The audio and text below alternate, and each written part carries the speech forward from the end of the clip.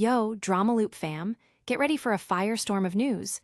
We've got protests raging in the Philippines over a massive corruption scandal, and President Ferdinand Marcos Jr. himself admitting the public's anger is justified. Don't miss a second, hit that like, subscribe, and ring the bell. Next up, we're heading to the UK, where a shocking legal bill has emerged, doubling the cost of a public inquiry into a massive scandal.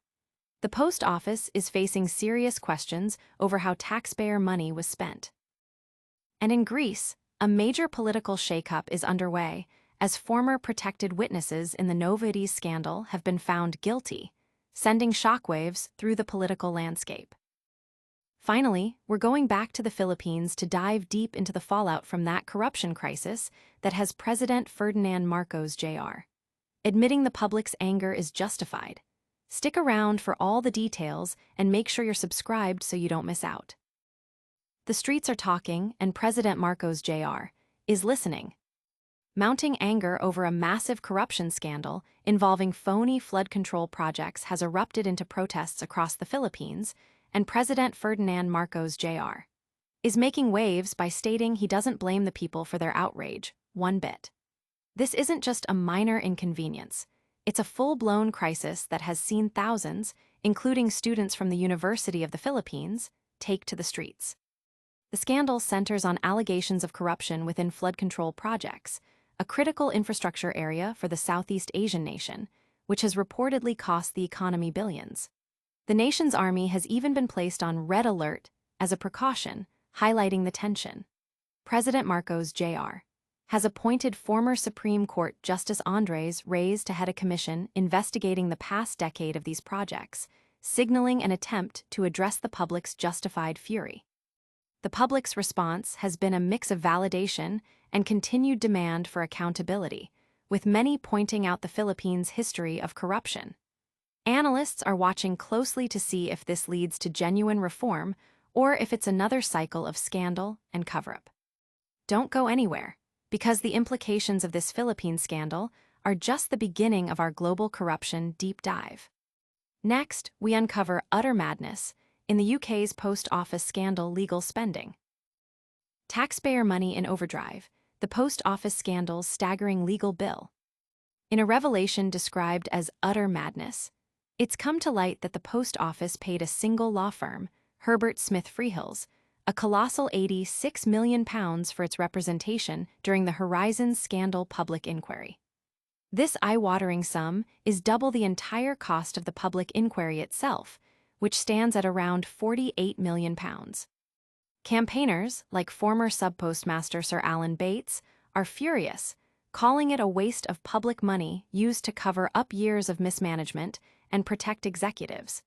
He's demanding a government investigation into these exorbitant legal costs. For context, the total professional fees and salaries for the inquiry chair, assessors, secretariat, and legal team combined amount to £18 million, while the legal fees for the scandal victims themselves, as core participants, reached about £10 million. The Post Office has paid Herbert Smith Freehills a staggering £188 million in total since 2014, including £72 million for its involvement in the Horizon shortfall scheme compensation. The scale of this spending, especially when compared to the inquiry's actual costs and the compensation for victims, has ignited widespread public anger and calls for accountability. This might sound wild, but wait until you hear how legal battles are shaking up politics in Greece. Get ready for the fallout from Greece's Novartis scandal. Witnesses fall, truth emerges. Greece's Novartis scandal takes a dramatic turn. In a pivotal moment for Greek politics, two former protected witnesses in the highly contentious Novartis scandal, Philister Destempasides and Maria Marangeli, have been found guilty of perjury and false accusation. This verdict comes 8 years after allegations that 10 Greek politicians received bribes from the pharmaceutical giant. Destempasides received a 25-month suspended sentence, while Marangeli was sentenced to 33 months, also suspended, with both recognized for having lawful pasts but denied consideration for non-base motives. The scandal, which has blurred the lines between judicial investigation and partisan conflict, saw these witnesses provide extensive testimony accusing prominent politicians, including former prime ministers, of accepting bribes. However, none of these allegations were ultimately proven, with many cases shelved and one former minister formally cleared. The convictions now reopen critical questions about accountability, not just for the witnesses who allegedly provided false testimony, but also for any individuals who may have manipulated the case for political gain. Political reactions have been swift, with lawyers for accused politicians hailing the decision as a beginning of the end and a moral and political vindication. We've seen protests, massive legal bills, and political trials, but our biggest story is still unfolding. Stay tuned as we revisit the Philippine corruption crisis and President Marcos Jr.'s surprising stance. Marcos Jr. sides with protesters. Philippine corruption scandal ignites national fury. Philippine President Ferdinand Marcos Jr. has publicly stated that he does not blame people for taking part in street protests one bit, as anger intensifies over a sprawling corruption scandal involving fraudulent flood control projects. This admission comes amid a series of demonstrations across Manila, including a significant protest by 3,000 students at the University of the Philippines. The scandal has cast a dark shadow over infrastructure development, with the Department of Finance estimating losses of up to $2 billion due to corruption in these projects over the last 2 years. In response to the escalating crisis, President Marcos Jr. announced the appointment of former Supreme Court Justice Andres Reyes to lead a 3-person commission tasked with investigating the past decade of flood control projects.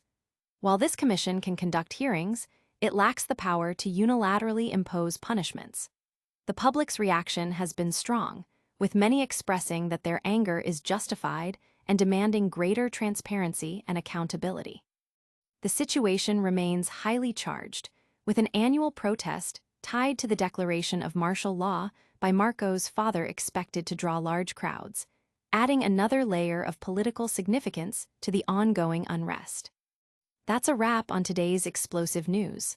But don't go anywhere, we've got a quick recap and your full call to action coming right up. And that's a wrap on today's DramaLoop.